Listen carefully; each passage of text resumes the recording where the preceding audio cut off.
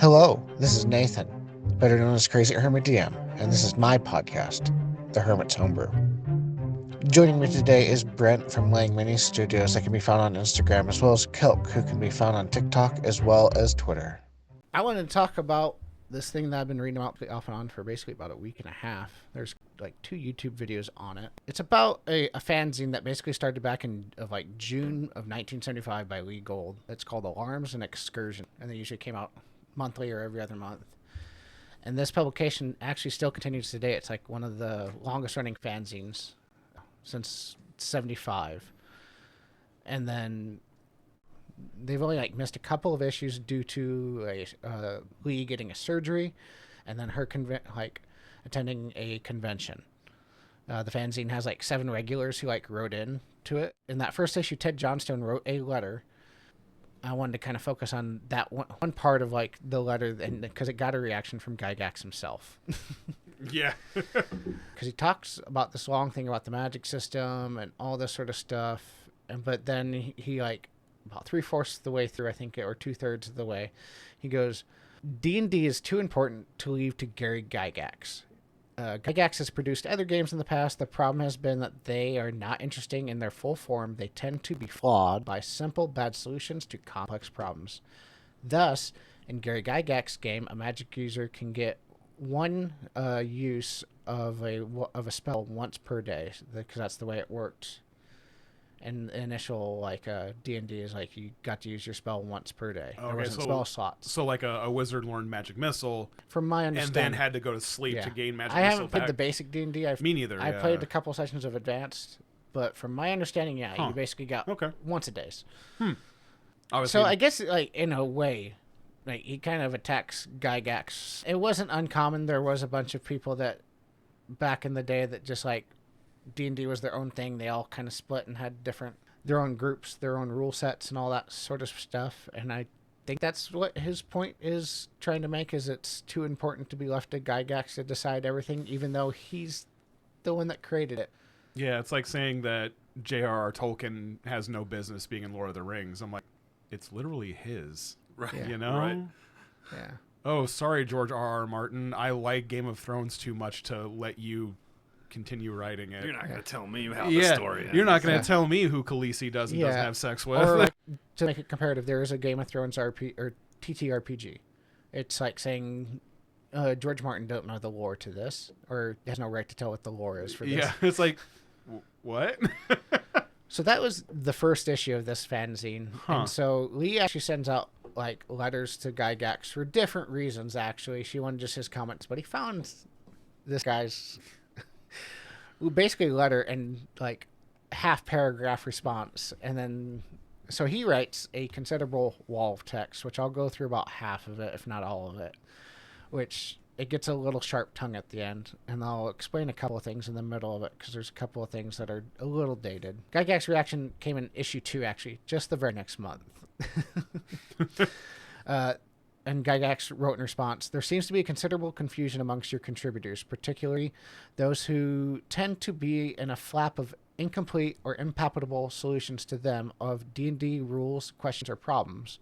The game is complex, and when it was released, it was by no means in a final or polished form, but were we to sit on it for a few more years in order to get it that way? Question mark. Can a broad fantasy game ever be finished? Question mark. Of course, we cannot hold off a publication for it. And then he refers to Dave Arneson, who's the other co-founder who lived in Minnesota while he lived in Lake Geneva.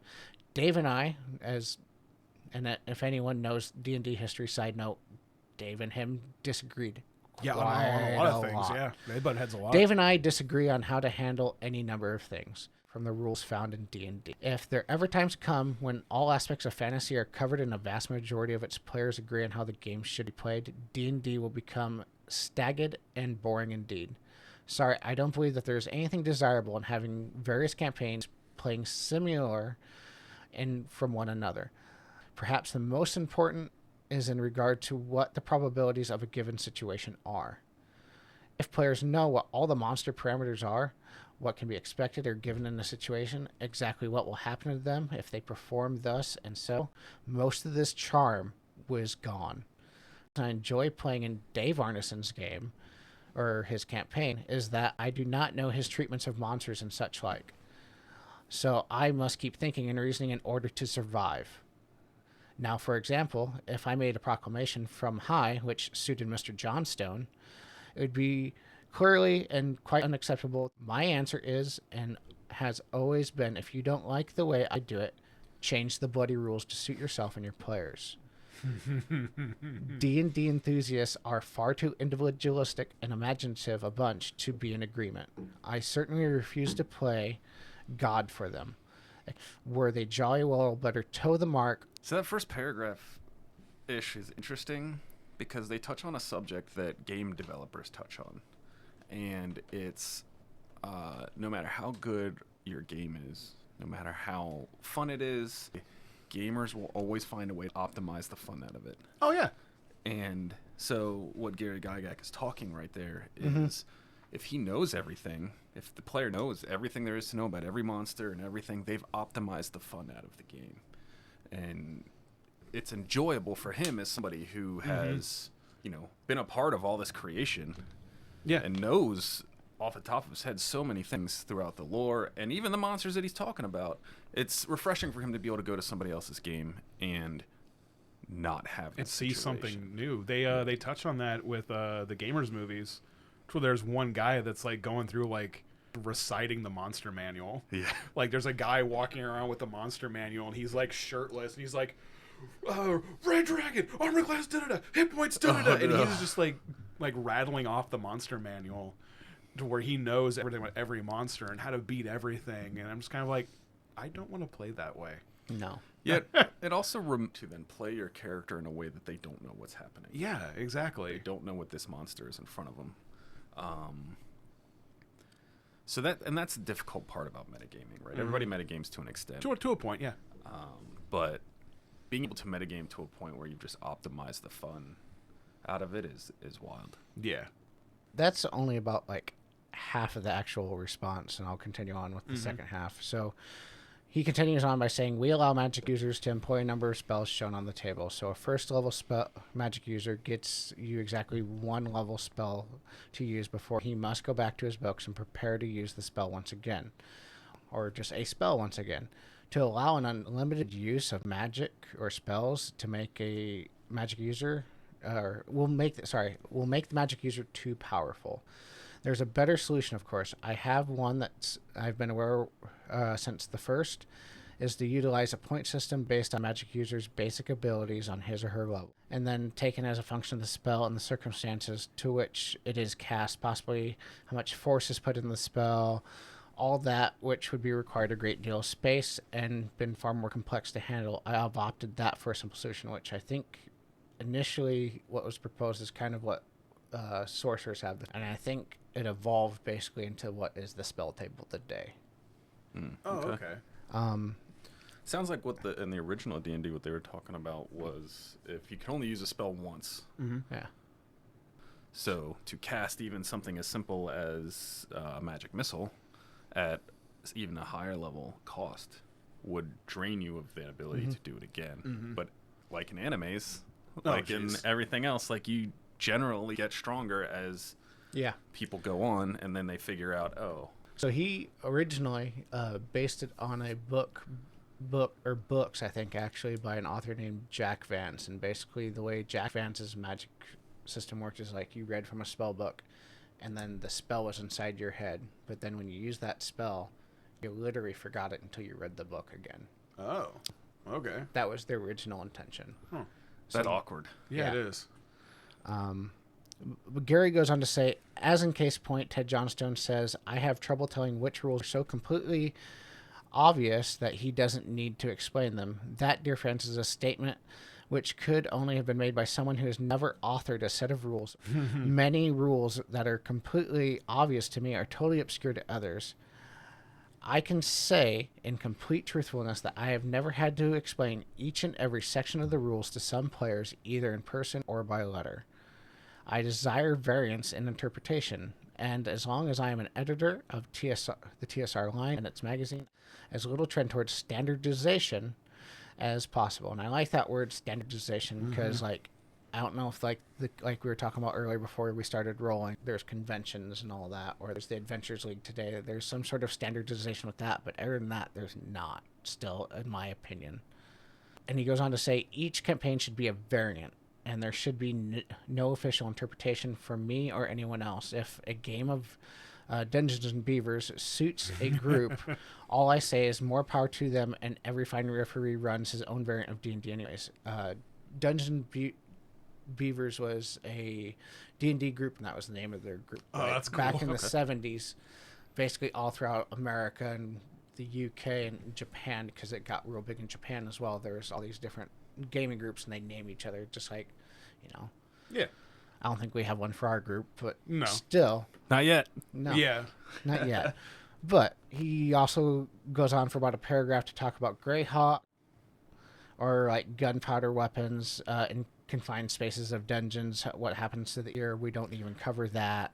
Everyone's deaf. There's Yeah. there's very little in the game about loud noise. But you would yeah. think that like anytime you shoot lightning in a closed It's a- space, it's a there's thunderclap. probably going to be Yeah. a giant. Oh, yeah. But like this like small like 2 like sentence paragraph. How does one use gunpowder weapons in a confined space of a dungeon? ? What happens to ears? ? Here's a good point. They goes back to Blackmore has some gunpowder usage, which was Dave Arneson's campaign setting. Okay. But the filthy stuff won't work in Greyhawk's world.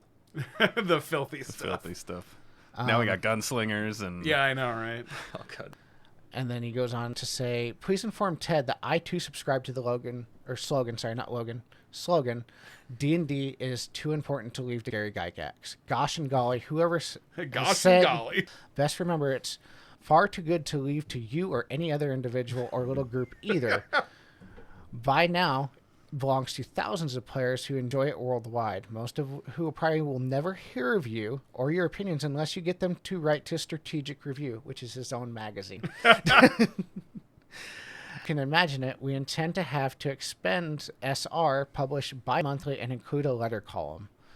Thanks again for sending A&E, which is this fanzine. It was most enjoyable. Watch out through. It doesn't start D&D down the road of diplomacy fandom with its constant feuds, bickering, infective. Tell the fellows back on Dave Arneson's a while. After all, he has as much just a whole mess as I did to deal with. Yeah. Does Dave Arneson get as much flack for D&D as Gary Gygax did? Like I have that one book that I was telling you about. It's like Two Wizards, and it's by I cannot remember his name, but he did write like basically the history of the feud between Dave Arneson and Gary Gygax. Gygax was the one that basically made it mainstream. He's the one that pushed it. He was the promoter. He was this and that. Okay. Like, and there's a lot of confusion about who started it first. Oh, okay. Okay. But there's no question the fact that Gygax probably made it popular. Yeah. Yeah, Gygax is the name everyone knows. The forward-facing. Yeah. Yeah. So one of the things that started the big feud was basically they both created basic D&D, and they both had their names on it, so they had to pay Arneson royalties. Oh, okay. The reason why they made advanced D&D is because him and one other guy made it, and they didn't have to pay Arneson royalties anymore. Ah, they could say, okay, hey. Yeah. And plus they updated the rules. Mm-hmm. You know? There's one, and then before we'll continue on talking about this letter and kind of what I want to talk about with it, there's like one moment where Arneson was at a Minnesota game convention, and he charges up on stage and takes the award and takes credit for everything before anyone else can do it. Okay. Nice. That Kanye West Taylor Swift moment. where he Yeah, just no, like, I'm going to let you finish. Okay. Whatever. Yeah. Huh. Interesting. The reason I wanted to bring this up is just because it's like been saying on every episode, this is the same thing they say throughout the internet, and this is the same logic and the same logic or mentality that you basically hear on any social media, anything online, any sort of presentation of make D&D your own. Yeah. Nothing is the same. Yeah. Which is, I mean, that's kind of why I generally stay away from pre-published campaigns like Forgotten Realms, Greyhawk, or whatever. Is, let's say I'm going to run a game, and I'm like, oh, yeah, well, I like being in the Frozen North. You want to run basically, what was it, the Icewind Dale Rime of the Frost Maiden like Yes. campaign thing. Yeah, exactly. It's like, well, Which if looks I like was a very fun campaign, by the way. It does. Yeah, which if I was And gonna, if I wanted that, so Which I've thought whenever you guys get done with your two down the lines, or if your guys end early, that might be my next one since we play in a Nordic campaign. yeah, Boom. Going to Jotunheim, boys. going to Jotunheim. Yeah, exactly. Yeah, we could do that, and that's cool. So the thought that someone comes in and says, "Oh no," so like, I'm not gonna say mind-boggling, but it's just it rubs me such the wrong way that it's like you're taking the creativity out of it. Like, okay, does that mean now that I have to play the ranger the same way that guy plays a ranger, or I have to play a fighter the way that guy plays a fighter? Well, then what's the point of having feats? What's the point of having different weapons? The customization options. Yeah, what's the suddenly point then? become streamlined, and that's not really Yeah, what you or want. I can't play an elf barbarian because elves can't be barbarians for some reason. I'm like, wait, Let's Didn't say you have a pixie barbarian or a fairy barbarian? in one of yeah, your I have a campaigns? little bit of prejudice against pixie barbarians. I had an issue with one back in 4th edition. Okay, you're playing a pixie barbarian. The great axe you're using is not a D12. It gets shrunken down to tiny things, so it's a D8. yeah, weapons scale She down. got very upset, and so she went with the pixie up sorcerer, which is much more cooler. and yeah. she's Yeah. actually a wild magic sorcerer at that. I would have been like, draw me a picture of a 1-foot fairy holding An this axe, yeah. 5-foot great axe. Her argument, which was a slight valid argument, but I still ruled against it, was, well, she's doing that tiny axe and she's wielding it with such magical force it does a D12. I'm like, your barbarian don't work like that. Barbarian. It was like a you Tempest don't. barbarian or some very Yeah, something. like yeah. that, yeah. If you did that, then sure, but Yeah, but I'm like, sorry. I just thought of something. This would be a big red flag to me if, like, Ted Johnstone, with whatever his point is, or if, we don't have to say Ted or Yeah, Raw whoever. rules is written. Yeah. If like we've been on this campaign for 2 years now Mm-hmm. with our Avernus, if you guys had told me, hey, we want you to run this game, we want you to run the Avernus plot, and if I countered, I'm like, okay, but I'm running it in my world. If we had Johnstone's name too much because I don't know him, Yeah. and he could have been trying to make a different point. That's out of context, guys. I don't have the full letter. Unfortunately, I just have the quote. If he had said, no, it has to be in Forgotten Realms, I only play in the official setting, then that would have been a big red flag to me, and I'm like, Yeah. Yeah. And that speaks to the cohesion of the party members Yeah. too, right? Like everybody, we talk about everybody has their own reason to play the game, the own way they like to play the game. And a lot of times you will see parties fall apart because there is that conflict. I like to play the game this way, but this person likes to play it this way. There's conflict, and then somebody ends up leaving.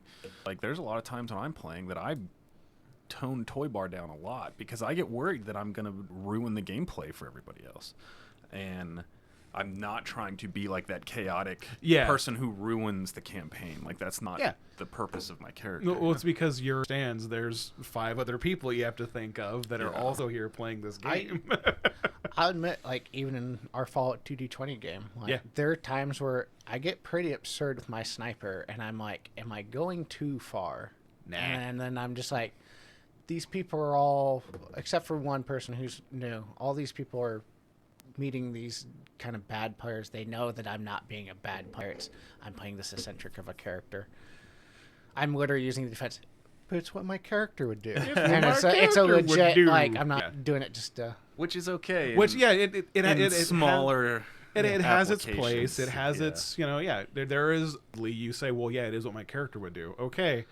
But when it comes to the point of diminishing the fun of other people or screwing people over, okay, it's what your character would do, but it's not what you would do. Yeah. So tone it down just a scotch. Yeah. And I think that's the overall spirit of Gygax's, like, response, is him literally saying, you're playing D&D right if you're having fun. Yes. Whatever variant or interpretation you play of that, it does not matter beyond that. Gygax very infamously was a human-centric person. He did not like other races other than humans in his Greyhawk campaign.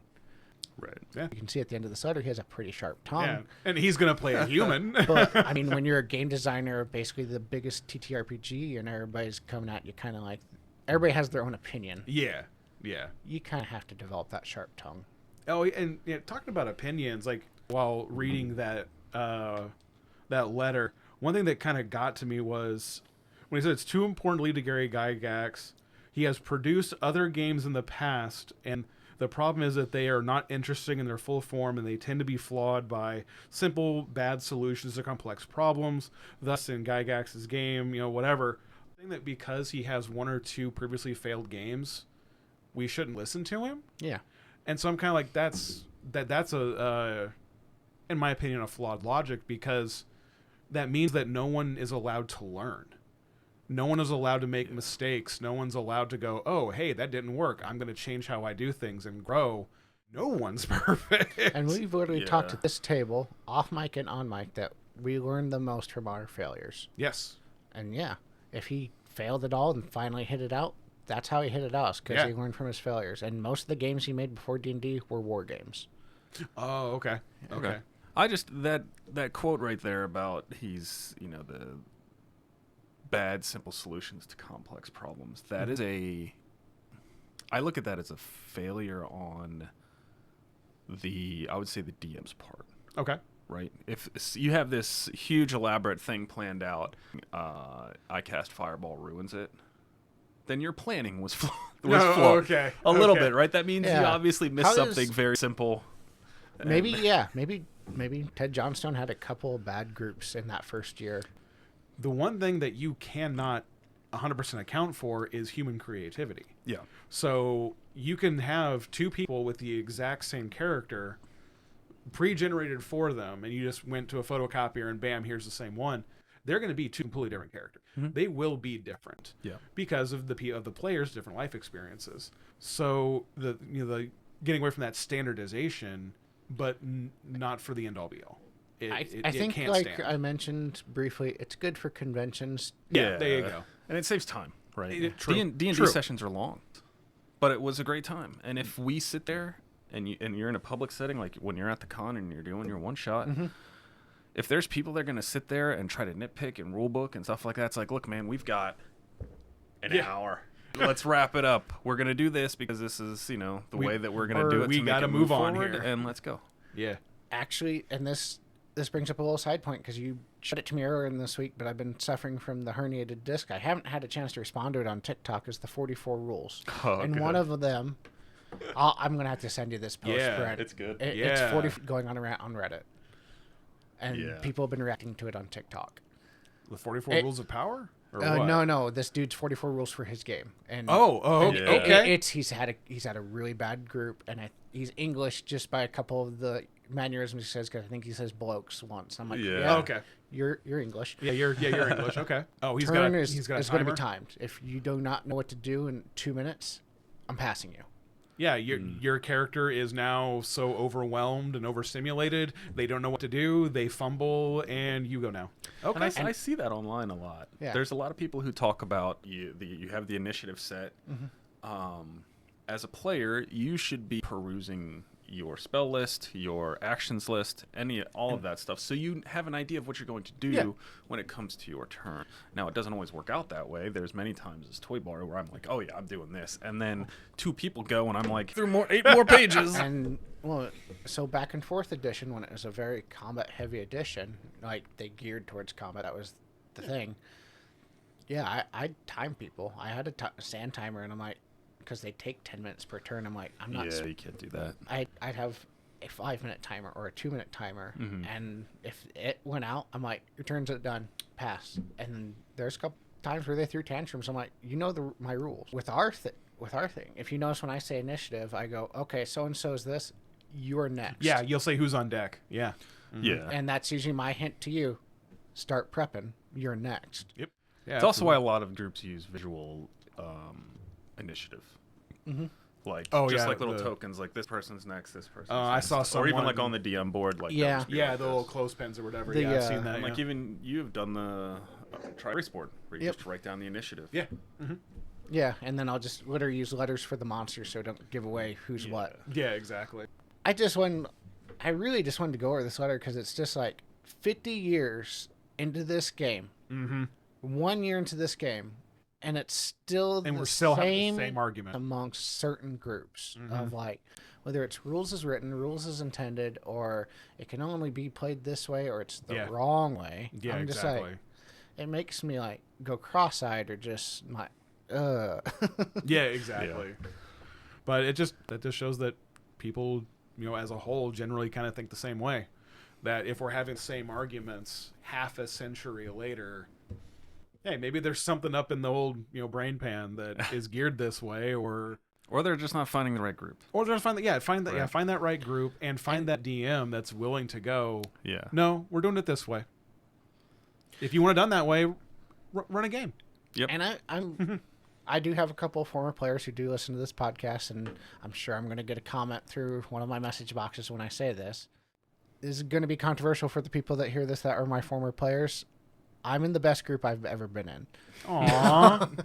Get wrecked, Flintstone.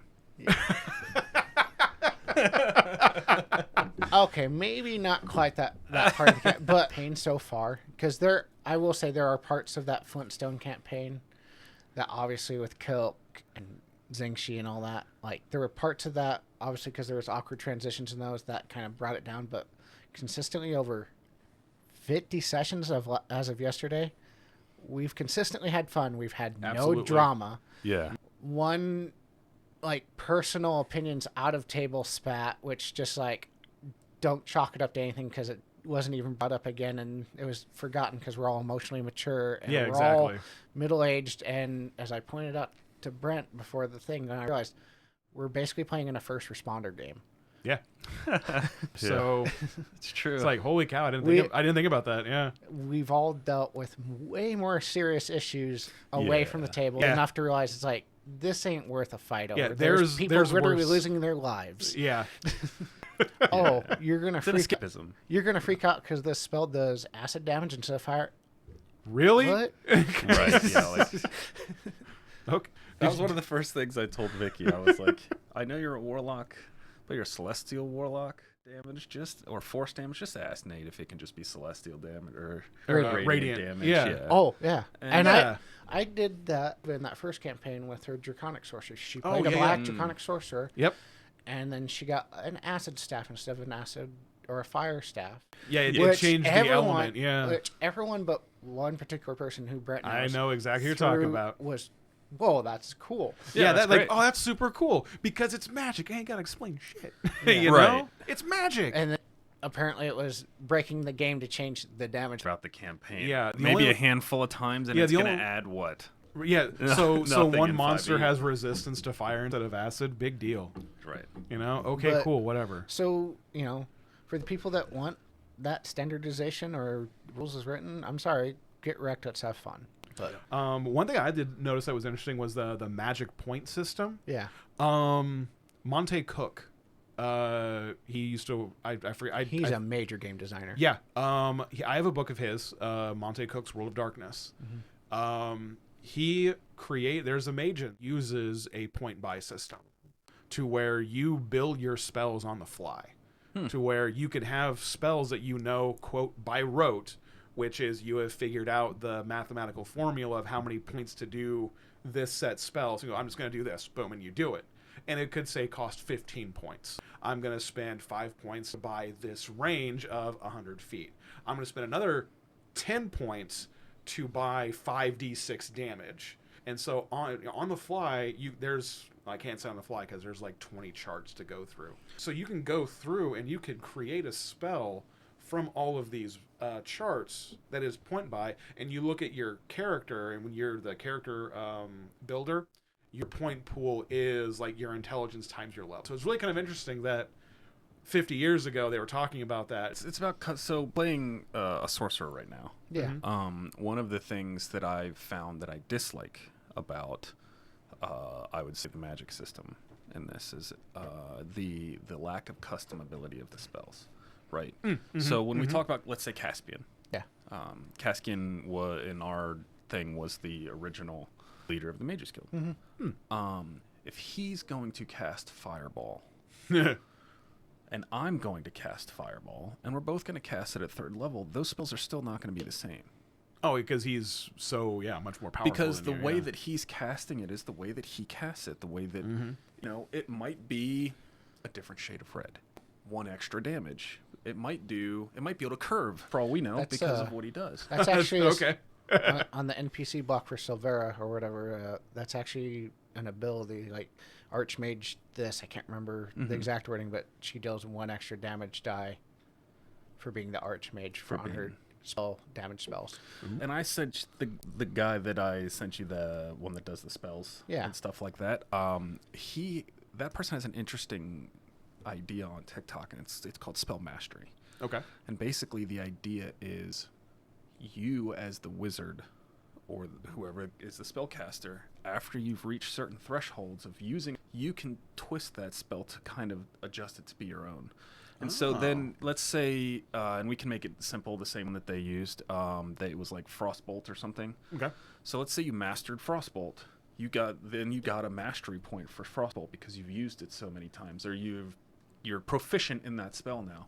Maybe it applies a chilling effect now. Maybe it can split into splinter and hit 2 people for X amount of damage to each instead of just 1. And you get a point to use as you master a spell. And there could be 10 different things that you can choose in that spell. Ability to customize your spells to another level. But it doesn't take away from the game. No. It wouldn't be me sitting there at the table choosing those 10. I've already said this is how I'm going to learn to twist my spell. Okay, and it's like so you get like a skill point in that spell, and then you apply to buy a customization for that. And it's probably something when I start DMing that I'm going to do. Interesting. Okay. Because, Toy Bar casts dancing lights a bajillion times.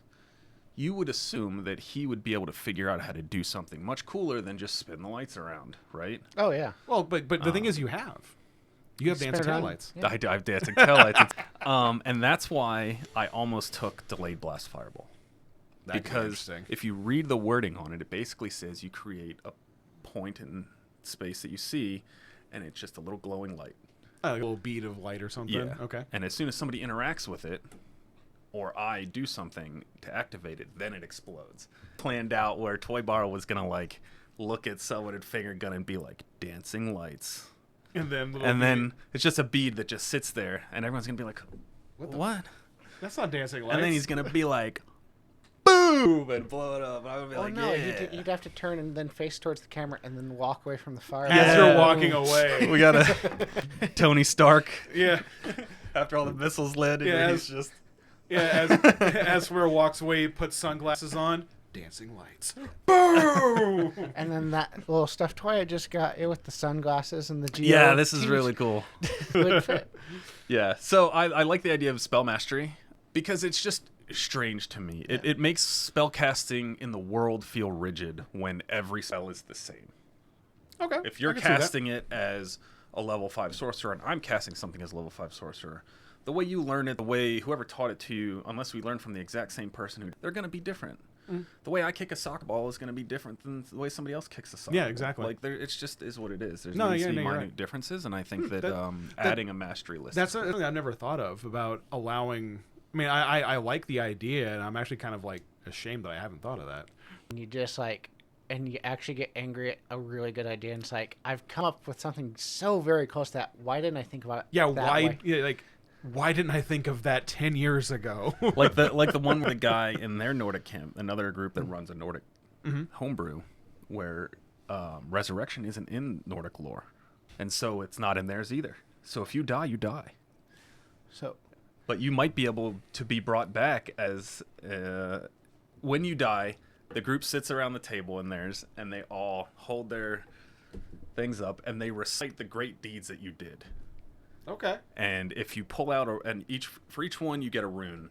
Has his bag of runes. The Fate of the Norns guy, wasn't it? Yeah, something like that. He has a bag of runes, and if he pulls out a rune and it matches any of the runes that you've had, you go to Valhalla.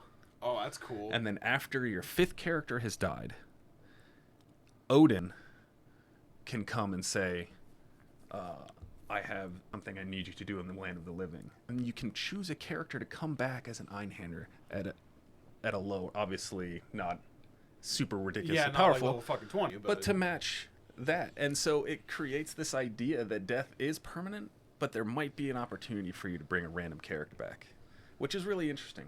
So I want to ask you one question, but I do want to bring something up, just like, because we just mentioned, I want to tell one story of like my very early DMing things, and then we'll wrap up. The second campaign I ever ran in 4th edition was playing a Damp Fear, I think, rogue. Okay. I think just a thief or an assassin. I think they were just a thief. But Sounds she wanted fun. to circumvent basically the role playing of every time having to go hunt somebody and drink. And then it's like, she couldn't think of the item though, and everyone had a problem of you're circumventing your role playing. You're circumventing like the main like role playing aspect of being a half vampire. Yeah, and it turned into a giant freaking like a couple of good arguments because it blew up way bigger than what it was because it was that particular couple of people in a group that Brent knows of. And so how often, just out of curiosity, how often do one of those things have to drink blood? once a day, or I Once think every usually I assume about the same as a human. Obviously, maybe vampires starve themselves a little bit more. Okay. I usually, if somebody wanted to play a vampire, which I might in one of your guys' campaign, because they actually have vampires from one of the Magic the Gathering supplements, which they ain't too bad. Played one in the last campaign. Yeah, I was messing with my own homebrew vampire or whatever and trying to like fidget with it, and I liked what I came up with. But then the Magic the Gathering came up. I'm like, ooh, I like that a little bit more. Okay. But so after all those fights, all that, buried hatches, everybody kind of like let it go. And next campaign comes up, and I'm using that Dungeon 5e generator or whatever. Oh, yeah. Random item generator, and you know how it comes up with, sometimes it comes up with some really good, just kind of like random magic items that are flavorful. Yeah. And it goes, it drops this dragon sack that when you touch the inside is cold as ice. And I'm like, Done. and this was the very next campaign after all that, when it's been a year later since after that fight. And I just looked at it and I'm just like, my jaw dropped. I'm just like, that could have circumvented so many headaches of watching these players fight over this. Finding a flask that basically a never-ending flask, but not really. Once a day, the flask refills itself with blood. Yeah. Or just a dagger, since they were a thief or an was- assassin. A dagger that if you stab somebody, hey, you just got some blood in your dagger, and it's magic now, and you just But honestly, that was exactly. that's stuff I'd come up with. Yeah. And you. This is learn my that, second year of DMing. Yeah, exactly. Back then. Yeah, this is your second year. Of like totally playing the game and DMing. So you haven't learned. Yeah. The improvisation But and stuff like that. Yeah. just that year after, just like, oh my god. that amazing. just Yeah. And I kind of like those moments, those like aha moments, because it still sparks that creativity to where, oh my gosh, I can do this, and it almost like opens up like a new pathway. Use that fuel to keep going. Okay, cool. Take it one step further. So you got this item, or you saw this thing, this new campaign idea. Keep going. Yeah, just run down that path, see where it leads you. If it runs into a brick wall, okay, cool. there's different gonna paths around that happen. brick wall. The one thing I wanted to ask as we wrap up this kind of subject is he like talked about like something that he might incorporate like in like, so when you run next, if you run the next campaign or whether he does, is there any sort of rules that you you've heard that you're like, oh, I want to bring this to the table this time? Yes, actually, there is. It was a skit of a DM of people complaining about, oh, I have dark vision. And so the DM's like, okay, well, you own the room, and you open it, and it's, he starts describing the room or everything, and he goes to talk about the lighting, and it shows it's like everyone goes, I have dark vision. The room is full of blinding light. Roll Constitution saves. And I'm just kind of like, yes. Oh my god, I want to do that. Because who has high light resistance? No one. I think superior dark vision, like you take disadvantage of perception. Yeah, when you're like in bright light. light sensitivity. So I kind of want to do that because going in Svartalfheim, it's going to have a permanently eclipsed sun, to where there's a sun up there, but it's black. and only thing you see is the corona around it giving light. So at high noon, it's still like dusk. My vampire like NPC the Yeah. NPC sidekick, whatever you want to call it, that was traveling with everyone. He had that until I, found a way to get rid of it. Yeah, through and- magical means, and then my Condroid NPC sidekick that came along with as well. He initially had it, but I just took it away. Yeah. So that's what I wanted in the realm of the Dark Elves in Svartalfheim. People are gonna know light magic, and oh hey, so you could run into somebody that's like, oh okay, hey, guess what? Solar flare. From Solar flare from Dragon Ball Z, solar flare, and I think in 4th edition I don't know if there is one in 5th edition, but there was a spell that did that, like a blinding light within Rama's 50 Wall feet. of Light does it. Yeah, it may. Yeah, I was like, there's in 5th edition there are rules that Okay. it already exists, but I want to actually use it, and actually expand it a bit. Yeah. And since it is a realm that has been so disconnected, magic may have gone a different direction, or people have learned different things. Right. So you have a human running around Midgard to where the sun at high noon is like, oh, don't look directly at it. Okay, cool, but I walk around at night and there's the moon. You go to a realm that doesn't have that. So if you go to the realm of the Dark Elves, their magic could evolve in a different way. Yeah, and absolutely. So I've gotten that idea to where, hey, I'm going to do that. Okay, like I said, go down that hole. Go down that path. Where is that path going to lead me? Okay, if they did this, what would a next logical step be? So that's kind of what I'm building now. Come out with new episodes every Wednesday. Remember to like, subscribe, and share with your friends as we continue to level up and grow.